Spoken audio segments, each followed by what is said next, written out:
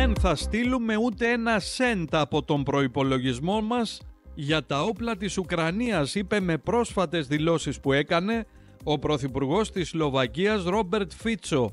Δείτε μεταφρασμένη στα ελληνικά τη σχετική τοποθέτηση που παρουσιάζει ενδιαφέρον.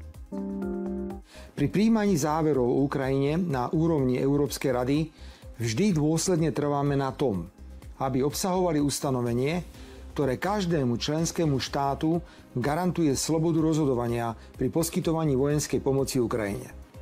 Takéto ustanovenie je v dnešných dokumentoch prijatých na zasadnutí Európskej rady. Väčšina členských krajín Európskej únie dnes súhlasila s návrhom tzv. Ministerky zahraničných vecí Európskej únie Kaji Kallasovej, aby sa členské štáty Európskej únie zo svojich národných rozpočtov v čo najkratšom čase poskladali na finančnú pomoc Ukrajine vo výške 20 až 40 miliárd eur, ktoré sa majú použiť najmä na nákup delostreleckej techniky, munície či rakiet. Trvali sme na tom, že účasť na takejto zbierke musí byť dobrovoľná.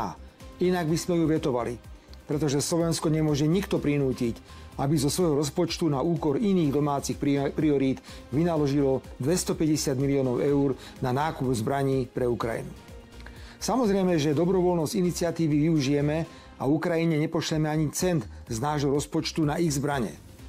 My však nevieme zabrániť iným členským krajinám Európskej únie, aby Ukrajine takto na bilaterálnej a dobrovoľnej báze pomohli. Nech je náš dnešný postup na zasadnutí Európskej rady ďalším dôkazom, že suverénna, mierová slovenská zahraničná politika orientovaná na všetky 4 svetové strany sa dá robiť. Len treba chcieť a pracovať. Ešte raz pekný večer z Bruselu.